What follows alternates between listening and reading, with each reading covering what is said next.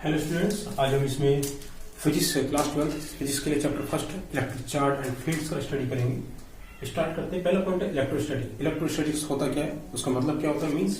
Electrostatics यानी कि electro का मतलब हो गया चार्ज, स्टैटिक्स का मतलब हो गया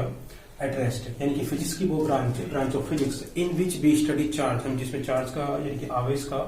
अध्ययन करेंगे, स्टडी करेंगे एट रेस्ट यानी कि ब्राह्म अवस्था में। ब्राह्म अवस्था में फिजिक्स की वो भौतिक विज्ञान की वो शाखा जिसमें ब्राह्म अवस्था में चार्ज यानी कि आवेश का अध्ययन किया जाता है उसको हम इलेक्ट्रोस्टैटिक बोल देते हैं।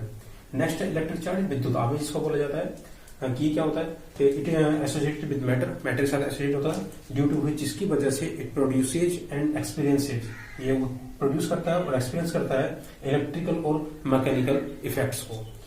इलेक्ट्रिक चार्ज यूनान के एक थेल्स जो थे जिन्होंने ये पाया था कि जो एम्बर की स्टिक होती है उसको अगर फर से रब किया जाए, फर के साथ रब किया जाता है, ये रगड़ा जाए आपस में, तो उसमें हल्की वस्तु को अट्रैक्ट करने की प्रॉपर्टी आई थी, गुण आ जाता है। जैसे कागज के टुकड़े हो गए, धूल के कण, मिट्टी के कण, इनको अट्रैक्ट करने की, आकर्षित करने का गुण आ जाता है। और इन्हीं ऑब्जेक्ट्स को जो है हम इलेक्ट्रीफाइड यानी कि विद्युतीकृत बोल देते हैं, या जो ऑब्जेक्ट्स इनको हम इलेक्ट्रीफाइड यानी कि विद्युतीकृत बोल देते हैं। आगे बढ़ते हैं काइंड्स ऑफ चार्ज और अट्रैक्शन और रिपल्शन की property of charges, attraction and repulsion of charges. हमने एक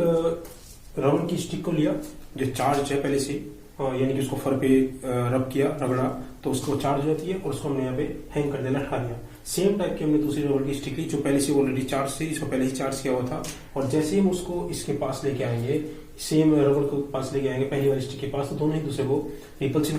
करना शुरू कर देंगी, यानी कि प्रतिकर्षित करना शुरू कर देंगी। दोनों एक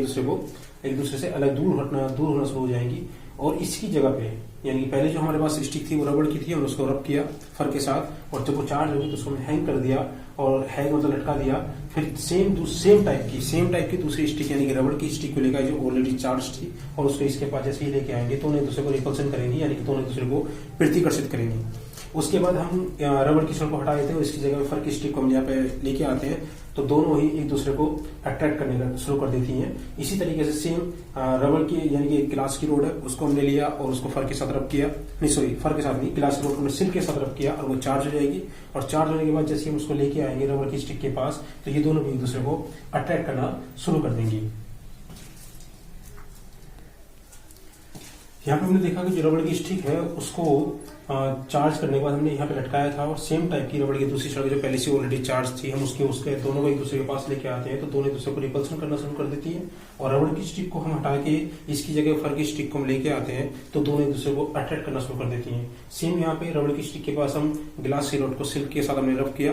रगड़ा, तो इसके पास ले गया है, दोनों एक दूसरे को जो है अट्रैक्ट करना शुरू कर देती हैं। तो इससे जो रीजन निकल के आता है कि जो ग्लास रोड है और जो फर है की रोड है, ग्लास रोड और जो फर की स्टिक है, दोनों ही रबड़ की स्टिक को एक दूसरे के साथ अट्रैक्ट करना शुरू करती है। दोनों ही रबड़ की जो छड़ है, रबड़ की जो स्टिक है उसको अट्रैक्ट करती है। ग्लास की रोड भी और फर की रोड भी, दोनों ही रबड़ की स्टिक को एक दूसरे के साथ आपस में एक दूसरे को अट्रैक्ट करना शुरू कर देती है। इसका मतलब क्या होगा, इन दोनों का जो इलेक्ट्रिफिकेशन है, जो विद्युतीकृत है, विद्युतीकरण जिसको बोलते हैं, वो दोनों का विद्युतीकरण यानी कि इलेक्ट्रिफिकेशन क्या है, वो सेम है। दोनों का इलेक्ट्रिफिकेशन और दोनों का विद्युतीकरण क्या हो गया, सेम हो गया। और इस प्रकार के जो क्या कहते हैं उनको, इसको जो हम बोल देते हैं इनको, यानी कि ग्लास रोड को और फर की रोड को हम जो बोल देंगे, ग्लास रोड और फर स्टिक को हम बोल देंगे पॉजिटिवली चार्ज। इसी तरीके से रबर की स्टिक को हम जो बोल रबर की स्टिक और सिल्क को हम बोल देंगे नेगेटिवली चार्ज्ड। यहाँ हमने देखा जैसे, तो ग्लास रोड यानी कि दोनों एक दूसरे को अट्रैक्ट करना शुरू कर दिया, तो जो ग्लास रोड है और जो फर है वो दोनों ही रबड़ की स्टिक के साथ जो है एक दूसरे को, रबड़ की स्टिक में एक दूसरे को अट्रैक्ट करते हैं। तो इस प्रकार दोनों का जो है इलेक्ट्रिफिकेशन जो होगा वो सेम हो जाएगा, और दोनों को हम जो है पॉजिटिवली चार्ज कर देंगे। सेम इसी तरीके से जो रबड़ की स्टिक है और जो सिल्क है उसको हम नेगेटिवली चार्ज बोल देंगे, यानी कि जो ग्लास रोड होगी उसका जो चार्ज होगा पॉजिटिव हो जाएगा, और जो सिल्क है उसका जो चार्ज होगा वो नेगेटिव हो जाएगा। पॉजिटिव और नेगेटिव का जो सिलेक्शन है वो ऑर्बिट्ररी है, वो पहले से चलता हुआ है। एक जो भौतिक वैज्ञानिक थे बेंजामिन, उन्होंने सिल्क से रब की हुई ग्लास रोड को,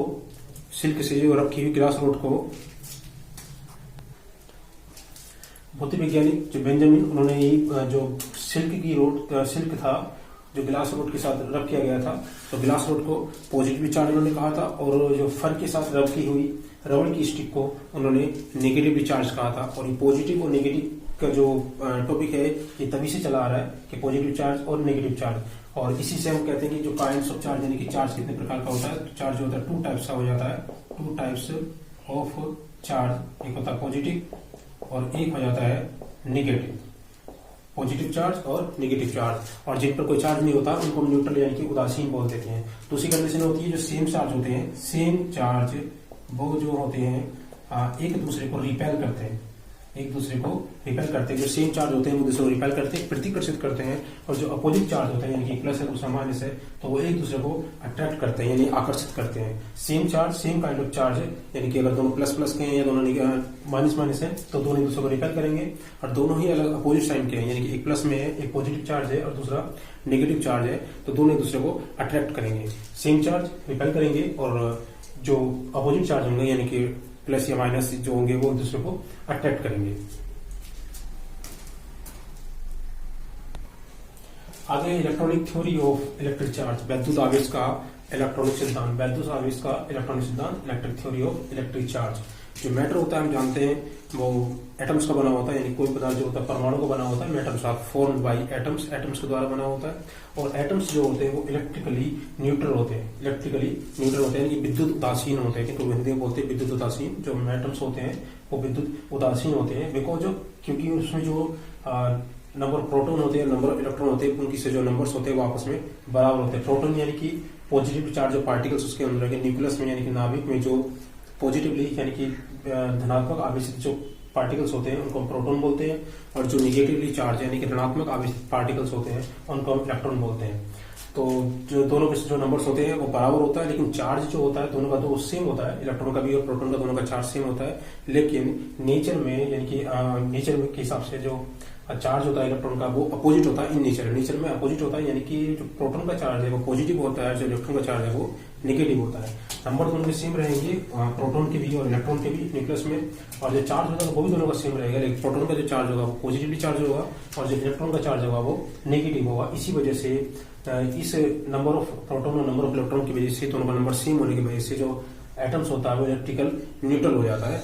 दूसरा